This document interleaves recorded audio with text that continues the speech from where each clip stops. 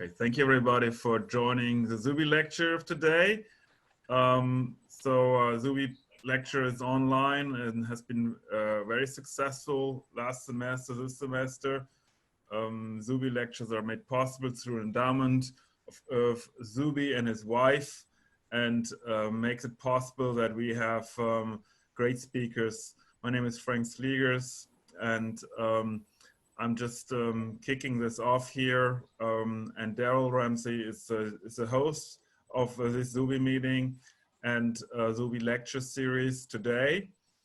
And looking forward to hear another engaging talk. This semester we are having talks that are really centered about equity and also common issues with the pandemic. And so I'd like to hear more from Tonya. Thank you. Daryl. Well, hello there, everyone. I'd like to introduce Tonya Nashay Sanders. I've known her for probably almost 10 years. We met in Seattle during a doctoral preparation conference. She was working on her stuff at the University of Illinois, Chicago, and I was at UW-Madison. And so we've sort of just hung out and been friends since then, and I thought she'd be a great speaker. So let me tell you about her. She is an associate professor in city and regional planning at Morgan State University, which is in Baltimore. Her research interests lie at the intersections of community revitalization through the venue of faith-based organizations, faith-based organization disaster preparedness, relief and recovery, and community development and health. Currently, she serves on the board of the Interfaith Partners for the Chesapeake and leads the Anchors Institution Group for Community Development Network of Maryland, Baltimore City Committee. She is the immediate past president of the Extension Advisory Board for the University of Maryland Extension. Previously, she served on the steering committee for the Morgan Community Mile. Morgan Community Mile is a university community partnership to improve Northeast Baltimore. While she was in Illinois, she served on the Urban Garden Connection Steering Committee and the Safety Networks Review Committee. For this work in 2001, she was awarded Proviso Action Committee Civic Leader Award. As I said previously, she's earned her doctorate degree from the University of Illinois, Chicago, and she has a master's degree in community psychology and social change from Penn State and a bachelor's degree from Truman State University. And last but not least, hold your horses, she's also ACIP. So with that, I give it all to Tonya. Take it away. Thank you so much for such a warm welcome and a very thorough background. Hello, everyone. Thank you so much for this opportunity to present at the Zube Lectures. So my presentation today is entitled COVID-19, Community Restoration Plans and Faith-Based Organizations, Planning in the Face of Pandemics. So what's my story? I know Dr. Ramsey gave a very thorough background about me. I want to tell you a little bit more about me and how I got interested in faith-based community development.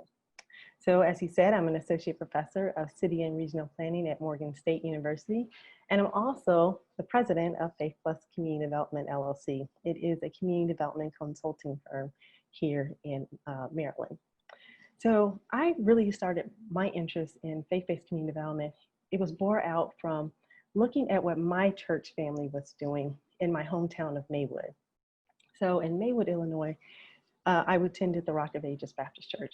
Rock of Ages started as a very small church on the corner, and it grew and grew and grew.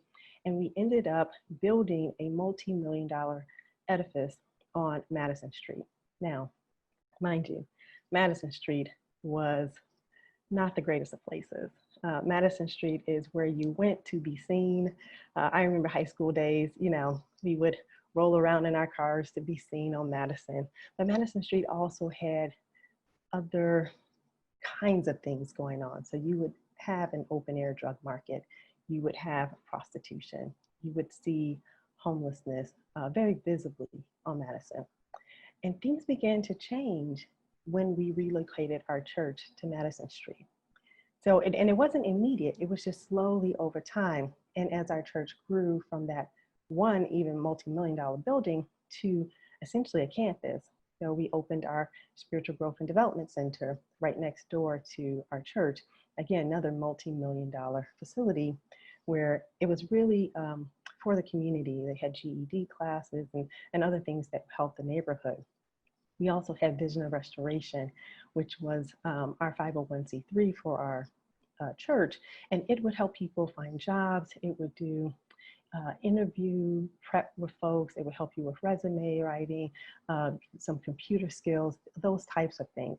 And so you slowly began to see Madison Madison Street become very much transformed. You didn't see the open air drug market anymore. You didn't see the prostitution. You still saw some of the homelessness, but it also seemed like it spurred businesses as well. So Madison Street began to change.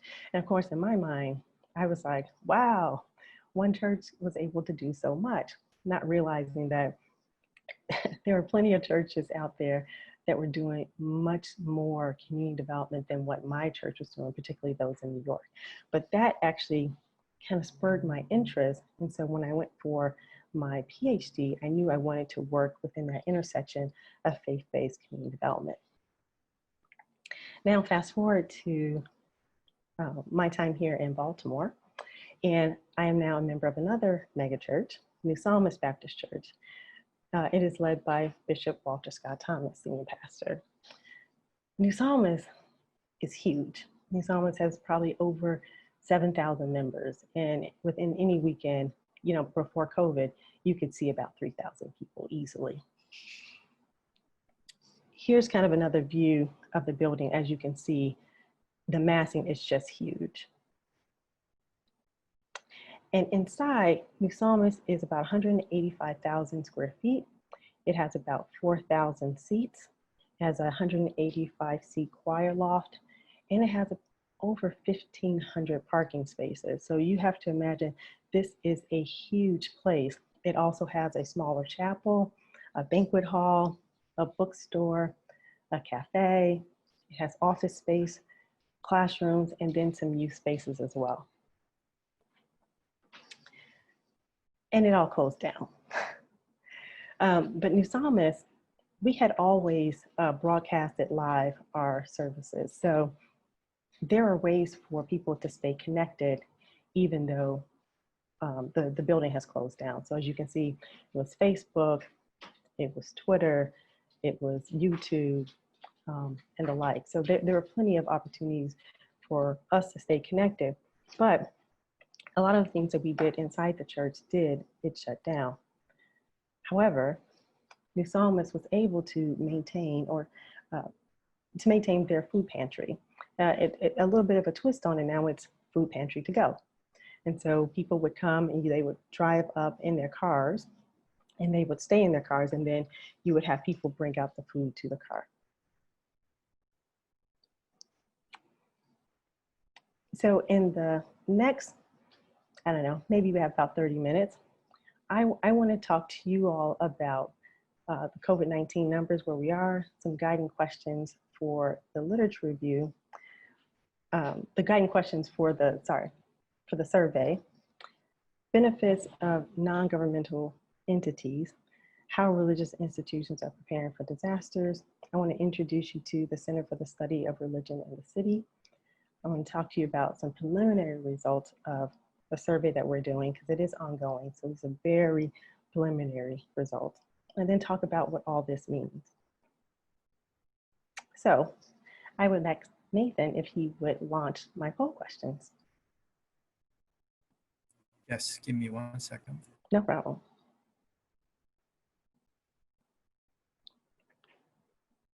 It's always good to know who is in the audience. So we're going to I'm asking you a question about who you are. So who's on the Zoom call? So what is your disciplinary background? Okay, I see some folks answering. We'll give you about 15 seconds.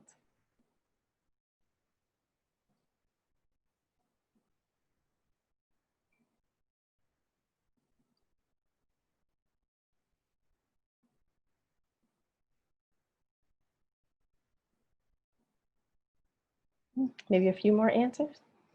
Looks like mostly planners.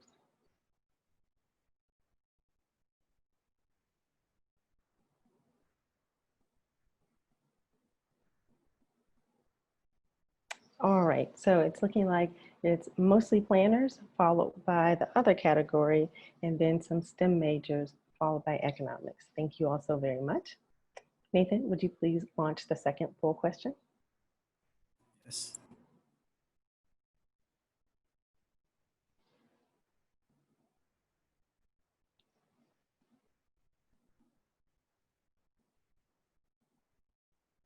So tell me, how did COVID-19 impact your religious practice?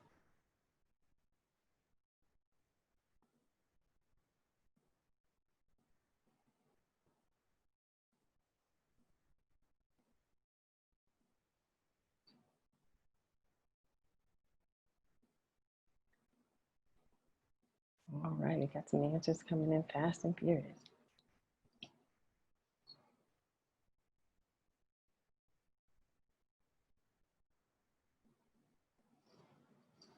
Okay, so it's looking like for most people, the question isn't really applicable because they don't have a religious practice. But for those that do, it was negatively impacted. It has impaired their practice. That's 23%, followed by pretty neutral. It changed the way they practice, but they still do practice, which is good to see. And then no impact, things stayed the same, which is 8%, and positively impacted 8% as well. Thank you. And Nathan, could you launch the last poll question? Yes.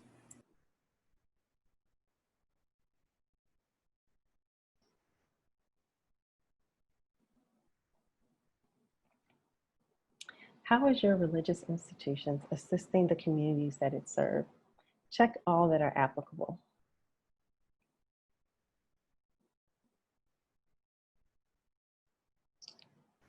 And you might have to scroll down. There's quite a few choices. So all the choices are visible for you.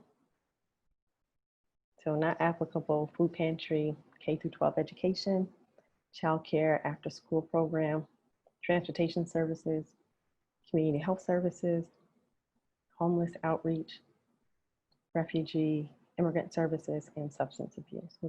There are quite a few choices. We'll give folks a few minutes to mark the answers.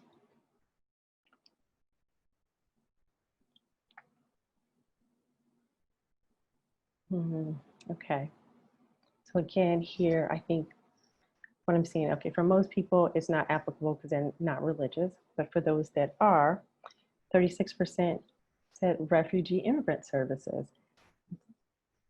And, oh, no, sorry, I missed it. Food pantry, 43%. Then followed by refugee and immigrant services at 36%, substance abuse and homeless outreach at 21%, then community health services at 14%, and then K through 12 education, childcare, after school program, and transportation services, all at 7%. Thank you all so very much for participating. It's good it helps to know who's in my audience. Thank you, Nathan. Yes, and I'm not sure if they had a visual view of the whole poll. You want me to share the poll with the whole team? I know you read through the results. Oh, no, it's fine. Oh, okay. I read through them. Great. We can move on. All right, thank you. Do I need to? Do I need to do something to remove the polling questions from the screen, or?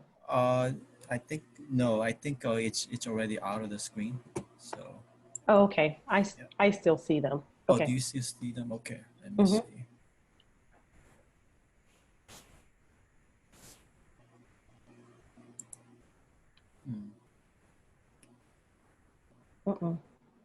Is it still on the screen? It is still on the screen. Is there something I need to do? Not. I already showed it on my end from what I can see. Okay. If you see a close button, you can press it. Then I close it on my end. Thank you. Oh, okay. Okay, great. All right, let's continue. So I looked up Johns Hopkins University, which is tracking the global confirmed COVID-19 cases and the global deaths. So as of yesterday, September 9th, the global confirmed COVID-19 cases was almost 28 million, and global deaths were over 900,000. US confirmed cases are over 6 million, and US confirmed deaths are 190,000, almost 191. So this kind of sets the context of which faith-based organizations are working, and particularly the context of which how COVID has impacted the US as a whole.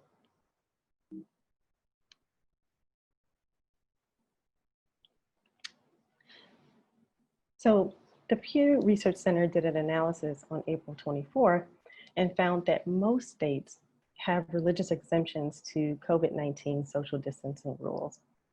Actually, only 10 states prohibited in-person religious gatherings of any form, while 15 states allowed religious gatherings without any limits to their size. And 22 states in the District of Columbia limited to 10 or fewer persons. And then you had the 3 outliers, which were Connecticut and Oregon, which limited it to 25 to 50 people, while Connecticut, it did prohibit mass gatherings, but it didn't necessarily specify what the number would be. So in California, a few religious institutions began to hold events and services in defiance of the state's prohibition against religious gatherings. Most notable was Grace Community Church in Los Angeles with Pastor John MacArthur. So Los Angeles County has a limit of 100 people or 25% of the building's capacity, whichever is lower. However, thousands of people began to show up at Grace Community Church. And as you can see in this picture, which is dated July 26th, just about everyone has on no mask. The Supreme Court was asked, in Nevada, the Supreme Court was asked to weigh in on a petition from a church in Nevada to overturn attendance limits. It declined.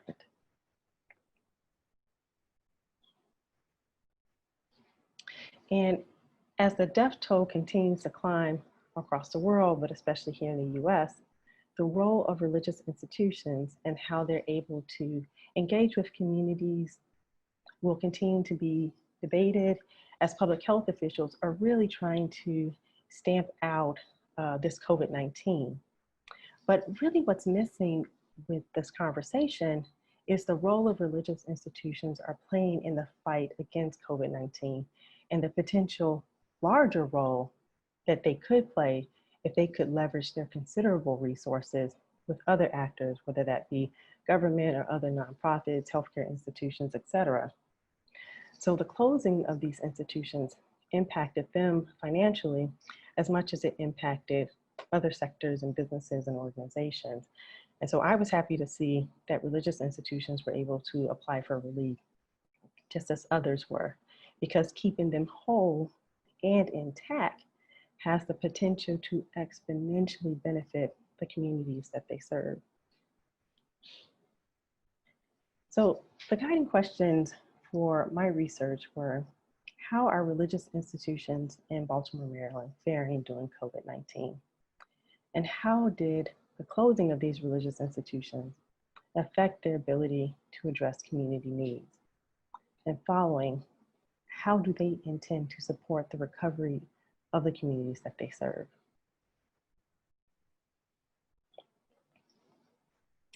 So why do we care about faith-based organizations during the pandemic? Well, we know that faith-based organizations, as well as other non-governmental entities, are sometimes able to quickly provide services that religious institutions may not be able to provide. Many times, these services can go unnoticed because faith-based organizations could be working in silos or not necessarily tooting their own horns. They also have a lot of flexibility. So they're not necessarily boggled down by red tape and other things that might prohibit them from being able to react quickly to a change in conditions. they can move from idea to action pretty quickly, especially if they're only relying on in-house resources. And lastly, they have a unique capacity to reach marginalized populations. Many faith traditions, they urge their members to help those who are less fortunate. So whether you're talking about widows or orphans or homeless people, folks who are hungry, and just generally those in need of comfort. So this charitable spirit really is embodied in the faith. One study done in New York found that while both faith-based organizations and human service organizations were both striving to address emergency preparedness concerns, there were notable gaps. So these results show that in terms of emergency preparedness plans, 23.9% of faith-based organizations had them prepared compared to 61.9% of human service organizations. However, 92% of faith-based organizations had emergency communication systems already prepared versus just 52% of human service organizations. And it's not hard to believe because, as you saw with my own church here in Baltimore, they had many ways in which to communicate with their constituents, whether that was Facebook, Twitter, Instagram, YouTube, as well as their webpage. In terms of practicing emergency communications, almost 40% of faith-based organizations have practiced emergency communications compared to only 2.9% of human service organizations. And lastly, 18.8% of faith-based organizations actually allocated emergency funds compared to 10% of human services organizations. And this speaks to capacity of faith-based organizations, that they have enough wherewithal in terms of financial ability to set aside money just for emergencies that might happen. And so this is one of those resources that could be drawn upon for faith-based organizations as they really step into and be able to be a stronger partner. So I want to talk to you particularly about the survey that we're doing here in Baltimore City. I'm going to tell you a little bit about Baltimore. So Baltimore has a population of about 600,000 people. Of that, about 62% are Black, about 30% are white, 3% are Asian, and about 6% are Hispanic. The median household income here is $51,000 in 2018. However, that comprises African Americans or Blacks making about $41,000, Hispanics making about $56,000, Asians making $61,000, and whites making about $76,000. So you can see there's a huge disparity in terms of what the Black population is making on average and the white population in Baltimore.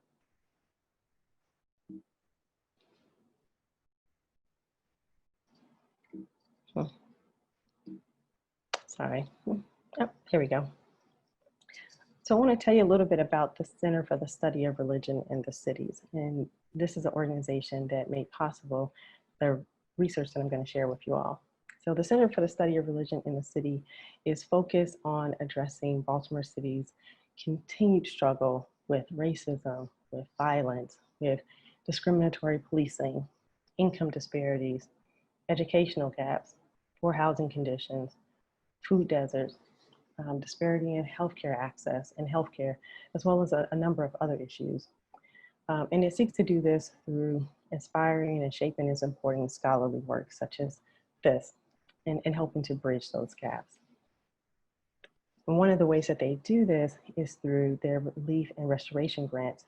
And they actually gave those out to about 15 organizations that are part of this research study.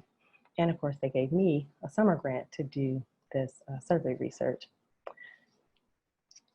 So with this research, the CSRC at Morgan State University is really seeking to address social injustices with community partners. So I helped to spearhead the survey, but I have to give credit where credit is due. The survey is built upon the work of Dr. Ram Kannan at UPenn's School of Social Policy and Practice and the Partners for Sacred Places survey. So we took what they were doing and we built upon it for our own study. And again, our survey is really to better understand the impact of COVID-19 crisis it's had on religious institutions and social justice-oriented community groups. So a little bit about who actually makes up our survey respondents. Now, as I had stated before, this is very preliminary data. So we are in the throng of data collection right now, but I did want to share, even if we just had preliminary data, I wanted to share some of that with you. So the first question, so we had about 19 respondents so far. We have a list of about 800 religious organizations in Baltimore City, of which we're hoping to have at least 100 of them to respond. So like I said, we're in the very early stages of it. But one of the first questions we did ask was, does this organization identify as religious? And as you can see, a little over half said yes, and 16% said no, and another 16% said no, but it is connected with a religious or spiritual community. And then another 16% said no, and it's neither connected with a religious or spiritual community. So for the rest of the presentation, I'm only going to focus on the organizations that answered yes. And those were about 10 organizations. So does the organization have a 501c3 designation? 90% said yes, and only 10% said no. And then we asked them, well, what is their religious affiliation? As you can see, the majority of them are Christian, about 80%, and 10% is Jews and Muslims. And what is your annual budget? The vast majority, about 33%, said between $500,000 and $1 million. And then the next is about 22% at more than $1 million. And then equally split between under 50,000, between 50 and 100,000, and 100,000 and 200,000, as well as 200,000 and 500,000 are 11%.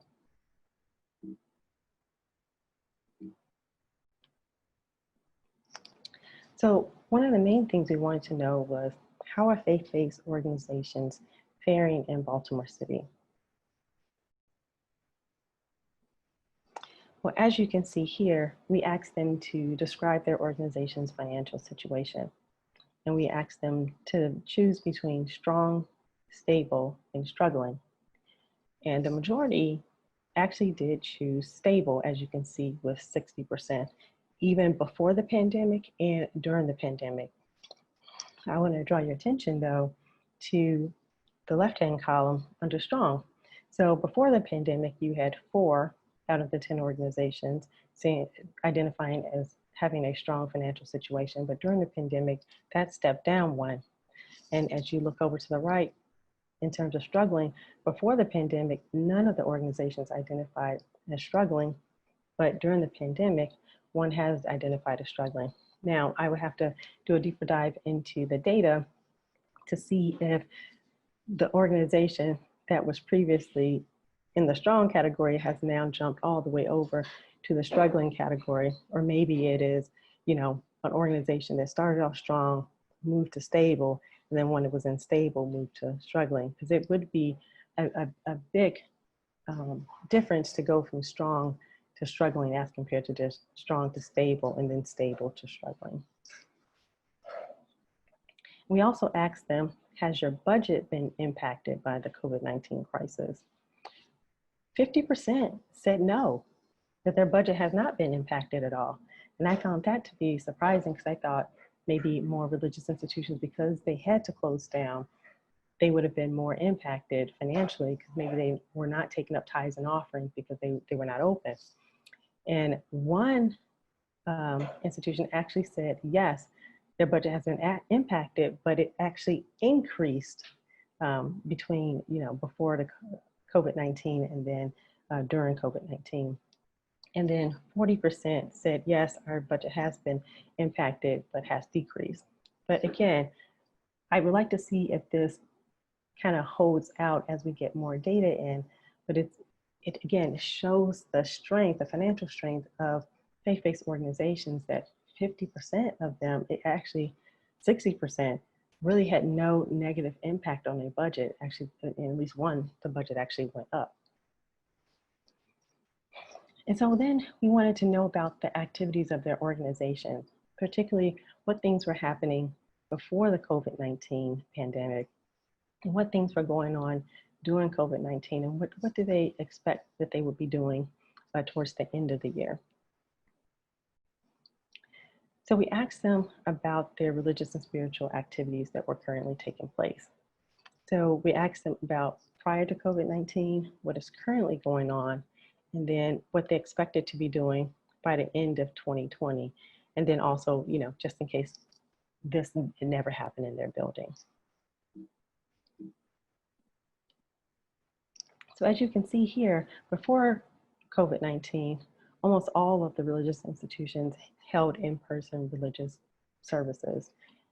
But as COVID-19 has rolled in, that has stepped down significantly to just 30% of organizations. In terms of pre-recording or live streaming, before COVID, only 20% of faith-based organizations were engaged in live streaming or pre-recording their services. Now, that's stepped up to a whopping 90% are all taking advantage of this new, relatively new technology in their institutions. In terms of in-person religious and spiritual counseling, 90% was happening before COVID-19, and that has significantly stepped down to 20%. And again, what could be happening is the wording of this question, in person. So it could be that they are using things like Zoom or Google Meet to still deliver religious and spiritual counseling, because one can only imagine that during a pandemic, the need for such counseling definitely hasn't decreased, right? If anything, it's probably increased, and they're probably just using other means. But that's just a hypothesis. And also looking at in-person religious spiritual education, 100% of the religious organizations were doing this in person prior to COVID-19, and that has just drastically fallen off. Absolutely none are doing any type of in-person religious or spiritual education. And again, the wording here, we are specifically interested in person, but it could be also that they are using, technology like the Zoom. We also wanted to know about what social problems were present within, say, like a 10-block radius of their organization. As you can see here, some of the more higher problems that are going on around religious institutions are poverty at 100%. Everyone stated poverty, unemployment at 90% of organizations said unemployment, and substance abuse at 80%. These were the three highest that we had. So this lets you know that faith-based organizations really are situated in some of the tougher areas of Baltimore City, and they could reach out to these individuals who are in a tough situation just surely from their proximity to being near the population. So we asked them about how often did your organization provide social services? So it could have been daily, it could have been 2 to 4 times per week, once per week, bi-weekly, or once per month. And again, draw your attention to the once per week and the bi-weekly. So before the pandemic, about 71% were doing once per week, and that stepped down drastically during the pandemic. They are only 14% are doing once per week. And bi-weekly, you had 14%, and that has dropped down to 0. So again, this could indicate that faith-based organizations might be struggling to keep up with demand because their own numbers have diminished in terms of their volunteer base. Now we know that, with many faith-based organizations and the churches and such, their volunteer base is sometimes seniors. And we know that COVID-19, seniors are particularly vulnerable. So it would make sense that maybe they would need to step down their outreach into the neighborhoods during this time. Now these numbers though, if you look at daily, at least one organization has stepped up. So before the pandemic, they were not necessarily doing daily social services, but during the pandemic, they saw a need. And then the 2 to 4 times per week, it started off at absolutely no one doing 2 to 4 times per week, but then you see 2 organizations trying to meet the needs within the neighborhoods. And the same thing for once per month, that has also stepped up. So a little bit of a mixed bag here. It could be that organizations are seeing that they really did just need to step up the number of times that they need to engage in the community, or it could also be that they've had to step down from what they were doing because of just their volunteer base potentially being more seniors. So we asked them for an approximate number of people that they serve. So for each organization, how many people did they serve? So this section I found a bit interesting because before the pandemic, you had 6 organizations that were serving between 0 to 100 individuals. And during the pandemic, that increased to 9 organizations. However, if you look below, before the pandemic, you had at least 3 organizations that were serving anywhere between 100 to 300 people. But you see that during the pandemic, that number has fallen off, and really it looks like it moved to the 0 to 100 people. So you have more organizations serving fewer people. We have one outlier at the bottom where one organization was serving upwards of anywhere between 2,000 and 5,000 people even before the pandemic. And then during the pandemic, they were able to scale up even more to over 5,000. Now this chart is a little busy, so I want you to bear with me as I kind of go through this, but we did want to know what services organizations, the faith-based organizations, were providing. And there are about 13 different types of services that we asked about. And we were curious to know if these things were happening, if they were not active before the pandemic, or if they were active before the pandemic. And if they were active before the pandemic, are they currently active on-site or currently active off-site, or will be active on-site by the end of 2020? And so, like I said, there are about 13 services, and I actually had to split them between 2 slides. So here are the 13. So you have childcare, after-school programming. You have community arts programming, so whether that's music lessons, theater group. We also have on-site community feeding programs, so any type of free breakfast, lunch, dinner, food pantry. You kind of saw with my church, they had the food pantry to go. Transportation of food and other essentials, or transportation of people, maybe to medical facilities or to grocery stores. You actually had community health services. So we wanted to know if there were any free clinics that faith-based organizations were sponsoring. Did they have educational services? So we know that some faith-based organizations do, in fact, operate schools. Homeless outreach services, so whether that's a clothing drive or any type of caseworker support. Legal aid services, refugee, immigrant services, violence prevention programs, substance abuse, and workforce development. So as we see here, the majority of these activities were not active before the pandemic. As you can see, like 80%, 80%, 60%. So the majority of the faith-based organizations were not doing these things even before the pandemic.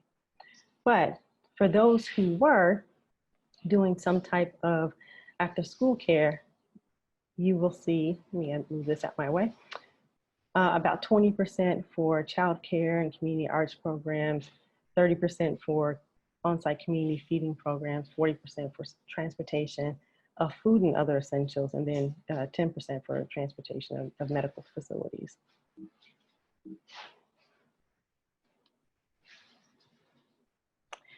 You'll see about 30% for educational services, 50% for homeless outreach, and 10% for refugee immigrant services, 40% for substance abuse, and none for workforce development. What I found interesting is that they were for the ones that were active before the pandemic, we wanted to know, were they currently active on site or off site? You started to see a shift, and all of them seem to drop or stay the same. So for childcare and after school programming, we had about 20% that went to 10. For community arts programs, we had 20 that went to 0. Oops. For educational services, we had 30 that went to 20%. And these things are important because, as we know, with Baltimore City Public Schools, they are actually doing online. And I know that some parents were looking for alternative choices so that their kids wouldn't have to necessarily do online education. And we know that some of the private schools were offering in person. And so if a parent was looking for any opportunities for, in-person education by switching over to a private school, those opportunities are actually pretty limited if we're just looking at the schools that are attached to churches or to religious institutions. Homeless outreach services, those have dropped off significantly. Again, this is concerning because they're already at a high at-risk population and a hard to reach population. And here for substance abuse, we know that opioids, that's a nationwide problem, but again, substance abuse has dropped off greatly. And lastly, I'm near to wrapping up. We wanted to know, with everything that's going on with COVID, there is a huge social justice movement that's happening, and we wanted to know if religious institutions were involved. And the majority said yes. About 70% were involved in Black Lives Matter protests in some way or another. We did follow up to ask them specifically how, but I'm going to have to go through that qualitative data to find out how they were active. So why does all this matter? The Partners for Sacred Places produced the economic halo effect of historic sacred places. So they looked at what the average economic impact of religious institutions were. And it averaged out to be about 1.7 million of annual economic impact of individual religious institutions. And this translated into about 3 billion combined annual impact of religious institutions. And what do we mean by combined, what do we mean by impact? So, religious institutions, they bring their own members into a locale, that's true, but they also attract others as well. So whether it's a funeral, you'll have people come in for that, whether it's a wedding or other types of concerts and recitals and things like that, that brings people into a local area and they're spending money in those local areas. So having religious institutions to be viable and vibrant helps with the economy for those particular communities. Also, congregations are employers. On average, 5 full-time and 6 part-time staff. And they also tend to purchase more goods and services from local small businesses and vendors, which again helps with the economy, helps with keeping that going. And I talked about the fact that they attract about 780 visits on average each week to the neighborhood. And of those 780, only 11% are actually for the worship services, while 89% are for those other events that I just mentioned. So again, this is important to know because not only do faith-based organizations have a capacity to help with the economic conditions of the community, but they also also have some capacity to maybe even be really good partners in some type of disaster relief, particularly when we're dealing with this pandemic. So my next steps are really looking at how has the pandemic impacted religious institutions, community-facing services. Like as the numbers come in, we definitely want to dig a little bit deeper to really get a good understanding of how it's impacting religious institutions in Baltimore City. And then also, are religious institutions operating in silos, or are they reaching out and leveraging those resources during the pandemic? And it's hard right now to see. I'll share with you a little bit on the next slide, so we can talk about and see if they're actually operating in silos. Another question that I would like to delve into is, were religious institutions a part of disaster preparedness planning, relief planning, and restoration plans for communities at the local, state, and national level? And if so, how?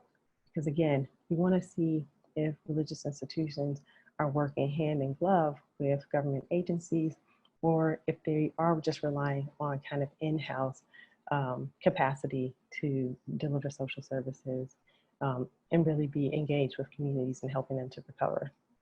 And what lessons were learned from this pandemic in terms of preparedness, relief, and ultimately restoration of communities.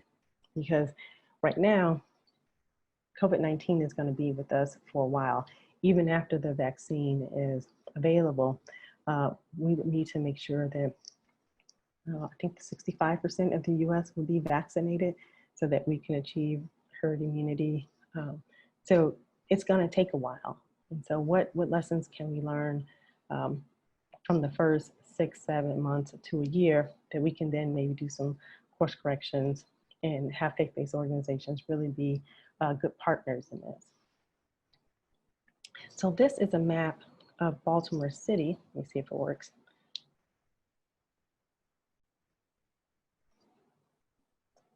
And one of the things that I found particularly interesting about this map is if you go to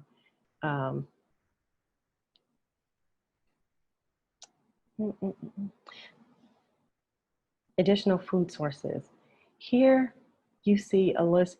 You might have to trust me on that. I don't know if you can see this well, but the list that they have here, vast majority are religious institutions. So many of them are in this space in terms of offering food during the pandemic. And as you can see, my church was one of the first, New Psalmist Baptist Church here. What I didn't see though is religious institutions in many of the other categories, particularly for COVID-19 testing sites. And so here, the only religious institution that I saw was Sacred Heart of Jesus. And again, when we're talking about if faith-based organizations are operating in silos, they have quite a bit of resources that they can offer. So let me go back to talking about my church with the 1,500 parking spaces.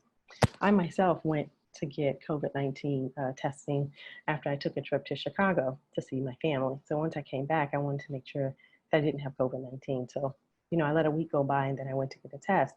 And then the test just happened to be in one of the parking garages that the city owned.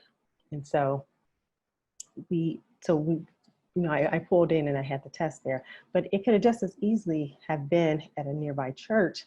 You can, with a church like my size, you can easily see them setting up a tent or something like that, and then moving cars along where they could have, we could have gotten our COVID-19 testing at a place that was closer to us.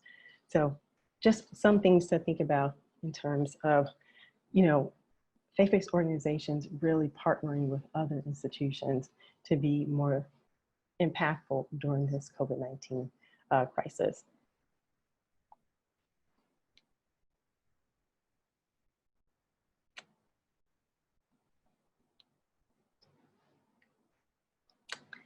So thank you all so very much. And with the little time that we have left, I would be open to any questions that you may have.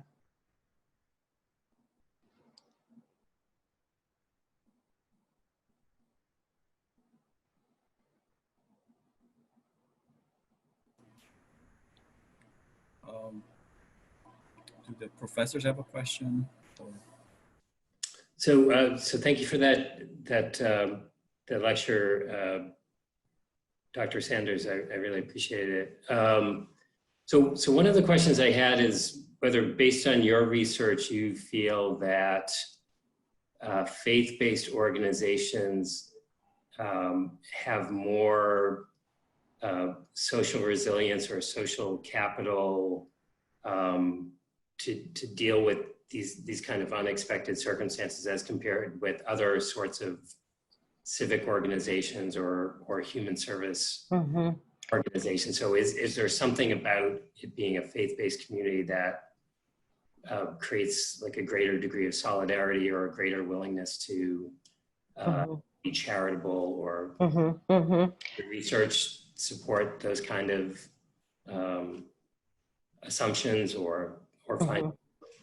Thank you for your question. So what I have seen is that it's not necessarily that faith-based organizations have more capacity necessarily than, let's say, a governmental institution, right? Because, you know, the government takes our taxes, and so we should expect to have particular services and for them to do their role.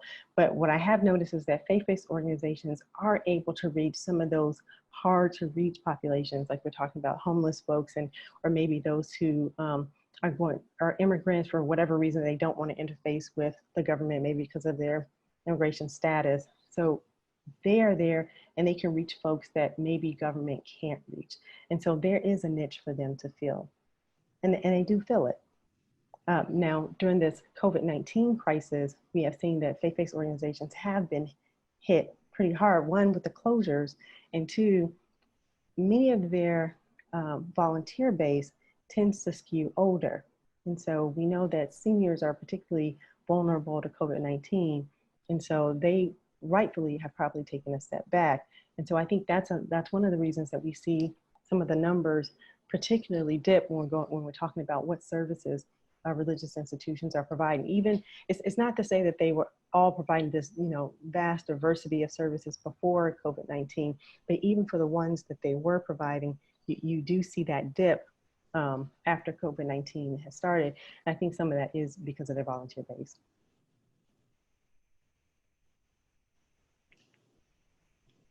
So just a quick follow-up question. You know, my sense is that there's probably a similar sort of dip in a variety of other social service organizations and organizations. And I'm wondering whether maybe there's not enough information yet, whether there was more of a dip, less of a dip, or around the same. So whether being a faith-based organization makes a difference in its likelihood of sort of rebounding from that within a quicker time frame.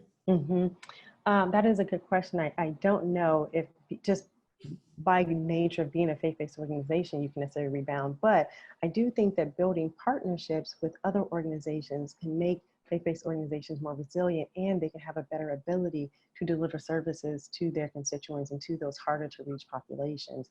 And I don't know that we see enough of faith-based organizations reaching out and building those partnerships.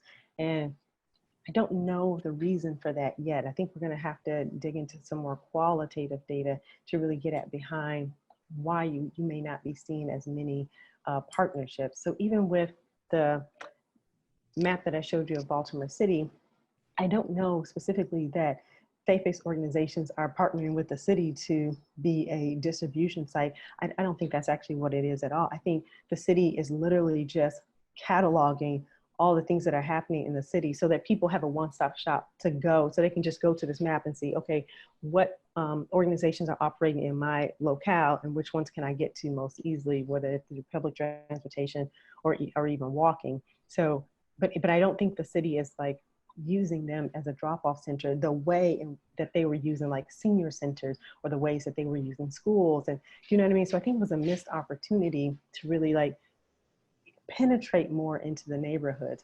Though, you know, I will say the schools are a good place to go, because I mean, kids do go there, and senior centers are good places to go because seniors do go there. So I'm not knocking the city for their choices, but I'm saying like it was a missed opportunity. Yeah. Okay. Before I jump in, are there any of the students who have a question?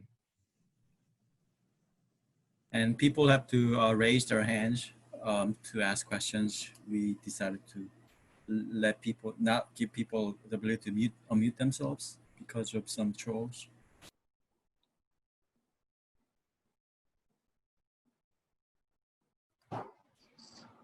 Okay, then I'm going to roll in and give you a tough question, Tonya. Okay. So I'm 55, going to be 56 this year, and I went through the AIDS crisis. And churches were not places of equity. In fact, churches were quite hateful. Yeah. So why should we be giving money from the government to churches when their doors aren't always open to everyone? I hear you. Now, you know I love you, but no, I ask the question. No, I appreciate the question. Faith-based organizations, they do tend to serve their congregations specifically. And for those that have branched out, they've done that intentionally, and so they will be open to serving all. But many faith-based institutions are focused more on, their membership. And depending on their ideology, they can skew very much to the right. So I can't refute what you're saying because I know it to be true. But I feel like faith-based, because of how they're situated and the trust that they have in the community and how people look to them and go to them for help, this is a really good opportunity to leverage what they have for the betterment of the community. And again, for those churches that are doing more discriminatory practices, I mean, some of that is you just bypass them. You know what I mean? I think those who would discriminate against folks are probably known to government institutions, and you just choose not to partner with them. And that could be for any organization that is not open to serving everybody. You just have to bypass them and work with the ones that are. That was a good question. No, you're right though. Well, we got to be 360, Tonya. Yeah, no, I agree. Dara, that was a good question. I think the pro argument for me would be, well, as we've seen in Tonya's presentation, they actually provide a lot of service, or provided service before. But the issue is maybe not equally to everybody, but I think that's speaking for them, that they providing a lot of services for the people who are coming. And yeah. So I think that's a pro argument here, and we've seen this not only in churches. Like we've seen yesterday with our student, we were looking at a schedule of a maker space in Springfield, and looked how the space provided services during every day of the week in November, for example, or September last year. And then we looked at what there is left over, like in September or August. I think there was 1 or 2 virtual events, and one was a bike clinic that actually is person-to-person meeting. So to say, wow, okay, what prevents, or what could be helped for churches? The same thing. Is it first, the reason is it's like the angst, anxiety, or is it regulation that prevent keeping these services alive? Because we've seen like there was still a drastic decrease, or what else? So that would be a question for you. Yeah, so I really do think, so even though we saw in a previous slide that many of the faith-based organizations said they were not impacted negatively financially from the COVID-19. Right. But I do believe though, their volunteer base has taken a beating. People are rightfully sheltering, when we had like the shelter in place, and now that people are able to go, about their day, they're still not returning necessarily to church for volunteer opportunities. And because churches, as what I showed you earlier, they have about 5 full-time staff and maybe 6 part-time people. To run these many programs, you need a whole army of folks to keep those programs alive. And it really, if you're volunteer-based, is sheltering at home, or they are limiting their exposure to other people, social distancing and all of that, you're not going to have enough people to run those programs. So I think that's why you're seeing such a drastic dip. But again, particularly for the education, when parents are looking for other opportunities, if, you know, for kids who might not want to do online education, they might not have that variety of opportunities to choose from, or particularly if they want to just switch to a private school, you know, a private religious school, if those religious schools are no longer operating. But we do want to make sure that our faith-based organizations find their way back to wholeness and intact and being intact, because you saw the economic impact, that really the economic engine these faith-based organizations are to the communities that they serve and to those locales. That, you know, to have that go away, that would be, I mean, and particularly on such a large number throughout a city, that would be a huge economic blunt to a city. Yeah, we see it everywhere. Like even like I'm a cyclist, you know, you see like I was out cycling, beautiful weather last weekend. People prefer to do online thing, and you wouldn't see a lot of people on the road. I mean, it's the same thing. Yeah. So COVID-19 is scary. Not rationale, you know. It's not like completely rationale. Yeah. No, I hear you. But it's because, I mean, we know more now about COVID-19 than we knew, say, in January or February.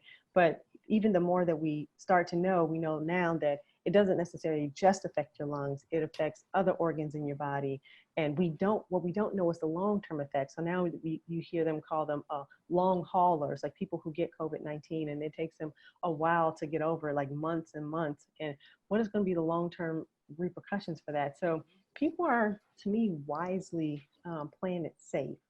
But again, that would impact the work of faith-based organizations in that regard. Yeah. Okay, well, I think we should all give a round of applause to our speaker today, Dr. Tonya Nashay Sanders. I'm almost the one who forgot. Thank you. Thank you all so very much. I appreciate you giving me this platform to talk to you about some ongoing research. And I love to come back after we have completed all of the data collection and see if those assumptions hold true. That would be great. And as I know, Tonya has to teach in less than 30 minutes, and so do I. Yeah. But I do want to say that for next week, we'll have Dr. Evis Garcia Zambrana. She's another colleague of mine, and she will be giving a talk on capacity building and networking in Puerto Rico with its disaster recovery. So be here, be square. Thank you all. Bye-bye. Thank you very much. And thank you.